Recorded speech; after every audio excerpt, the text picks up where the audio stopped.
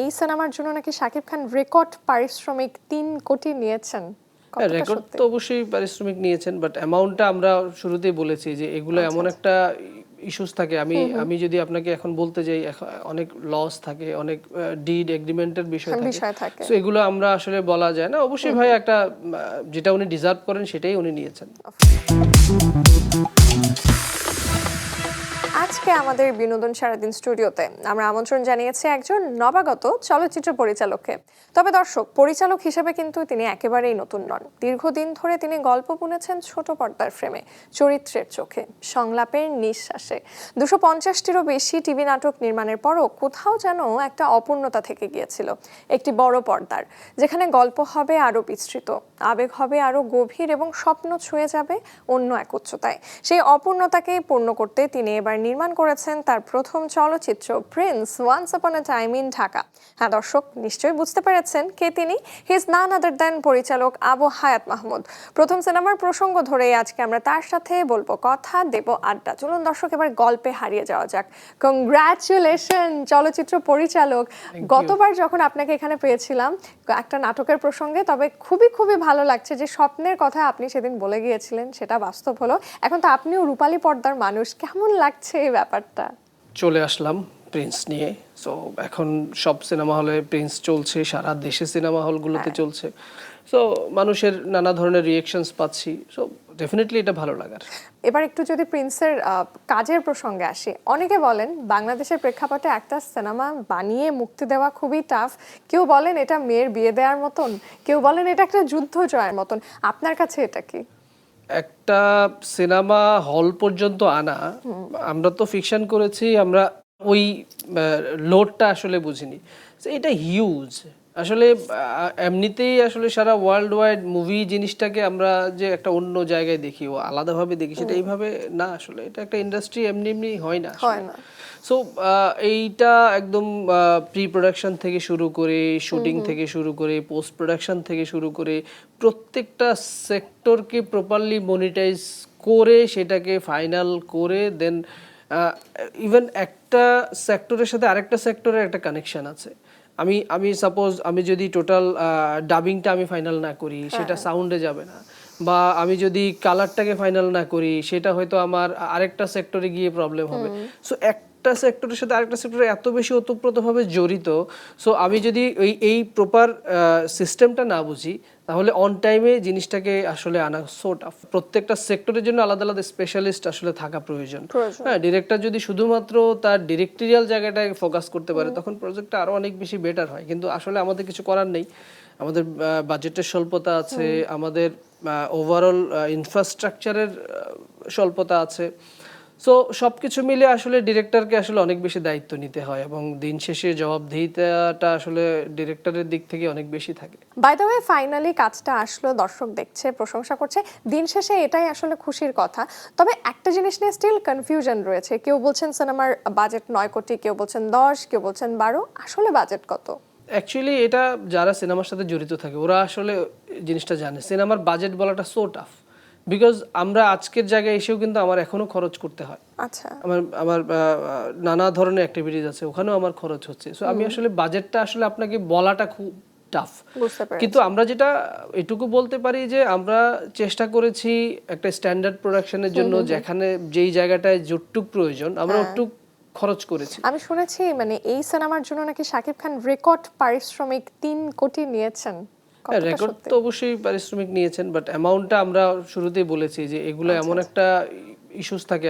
আমি যদি আপনাকে এখন বলতে যাই, অনেক লস থাকে, অনেক ডিড এগ্রিমেন্টের বিষয় থাকে। সো এগুলো আমরা আসলে বলা যায় না। অবশ্যই ভাই একটা যেটা উনি ডিজার্ভ করেন সেটাই উনি নিয়েছেন। এই প্রেক্ষাপটে একটা কাজ করা মানে বিশাল বড় বাজেটের দরকার। সহসা কেউ ইনভেস্ট করতে চান না। আপনি মানে কি করে প্রোডিউসার ম্যানেজ করলেন? এবং আমি যত শুনেছি এটা ওনার প্রোডিউস করা প্রথম সিনেমা। শিরিন সুলতান আপু, উনি আমাদের একদম ফ্যামিলি রিলেটেড এবং আমাদের খুবই ক্লোজ। সো উনি আমাকে অনেক দিন ধরেই জানে, অনেক দিন ধরেই চেনে আমাদের যেহেতু ফ্যামিলিগতভাবে আমাদের সম্পর্ক, সো সেই জায়গা থেকে উনি দেখেছে আমাদের স্ট্রাগলটা বা আমরা কতটা কষ্ট করছি বা একটা ভালো কিছু করার জন্য কিভাবে চেষ্টা করছি। সো সেই জায়গা থেকে উনিও আসলে গল্পটাও শুনেছে, সবকিছু মিলে ওনার কাছে মনে হয়েছে যদি মেগাস্টার শাকিব খান যদি এই সিনেমাটাতে করে, তো সবকিছু মিলে আসলে উনি ডিসিশন নিয়েছেন যে ঠিক আছে তাহলে আমরা সবাই মিলেই একটা টিম হয়ে এটাকে আমরা একটা এফোর্ট দেই, দেখি আমরা কতটা ভালো কিছু করা যায়। সেটাই। সো ওভারঅল এটাকে বলা যায় এটা টিম এফোর্ট, এবং উনি ফাইনালি সাকিব ভাই সহ যখন আমরা অনবোর্ড হলাম তখনই উনি আরো উৎসাহ পেয়েছে যে ঠিক আছে আমরা একটা রিস্ক নেই এবং আমরা চেষ্টা করি ভালো কিছু করার, এবং উনি পজিটিভলি আসলে মুভ অন হয়েছে। কিছুটা দিন পেছনে যেতে চাই, once upon a time in Dhaka in Maasranga television, এবং দিনটা আমার মনে আছে 29 জুলাই 2024। সেদিন আপনার সাথে আমার যখন দেখা হয়েছিল, আমরা আড্ডা দিয়েছি, তখন আপনি বলেছিলেন এই সিনেমাটার কথা আপনি বড় পর্দায় কাজ করার স্বপ্ন দেখছেন, এবং পরবর্তীতে আমরা জানতে পেরেছিলাম যে আপনি এই সিনেমার জন্য মোশাররফ করিমকে কাস্ট করতে চেয়েছিলেন। সেই জায়গাটা কি করে শাকিব খান নিয়ে নিলেন? না না না, এইটা তখন যেটা ছিল যে আমরা যখন সিনেমার আলোচনাটা করছিলাম, সো আমি যেহেতু মোশাররফ ভাইয়ের সাথে প্রচুর কাজ করেছি বা এক ধরনের আমাদের একটা ফ্যামিলিয়ার রিলেশন আছে, নিয়মিত কাজ হয়, সো সো আর গল্পটার নাম শুনে সবকিছু মিলে আসলে এটা এক ধরনের প্রেডিকশন ছিল অনেকে যে মোশাররফ ভাই তো হবে, কিন্তু আমরা কখনো আসলে ওইভাবে কখনোই বলিনি। কিন্তু এই প্রজেক্ট সম্পর্কে মোশাররফ ভাই শুরু থেকেই জানে, মোশাররফ ভাইয়ের সাথে সবকিছু শেয়ার করা, আমরা কিভাবে কি করতে চাচ্ছি। ইভেন মোশাররফ ভাই তখন এরকম বলেছে যে আমি সিনেমাতে থাকি বা না থাকি আমি কোথাও না কোথাও তোকে হেল্প করবো, তুই ভালো কর, এই জিনিসগুলো সবসময় যোগাযোগ ছিল। সো অফিসিয়ালি আমরা আসলে কখনোই মোশাররফ ভাইয়ের কথা বলিনি, বাট এটা সবাই আসলে এক ধরনের প্রেডিকশন ছিল যে যেহেতু আমি মোশাররফ ভাইয়ের সাথে নিয়মিত কাজ করি সেই জায়গায় হয়তো বা এই ধরনের ক্যারেক্টার মোশাররফ ভাই হবে, এটাই স্বাভাবিক। প্রায় 250-রও বেশি নাটক আপনি নির্মাণ করেছেন। এই কাজগুলো করতে গিয়ে ঠিক কখন মনে হলো যে আপনার বড় পর্দায় আসা উচিত, নাকি বড় পর্দায় আসার স্বপ্ন দেখেই আপনি ছোট পর্দায় কাজ করে হাত পাকিয়েছেন? না না, প্রত্যেকটা ডিরেক্টরের আমার মনে হয় যে ডেস্টিনেশনটা কিন্তু একটাই থাকে, যে ফিল্ম। শুরুটা আসলে কোভিড থেকেই। সো কোভিডের সময়টা তো আসলে প্রত্যেকটা মানুষই আলাদা করে নিজেকে নিয়ে ভাববার, নিজেকে দেখার বা নিজের সবকিছু অ্যানালাইজ করার একটা সুযোগ ছিল। মানে আমরা যেভাবে দৌড়াচ্ছি প্রত্যেকের লাইফে, মানে প্রত্যেক মানুষের লাইফে আসলে একটা পজ দরকার হয়, সো আমরা ওই পজটা আসলে পাচ্ছিলাম না।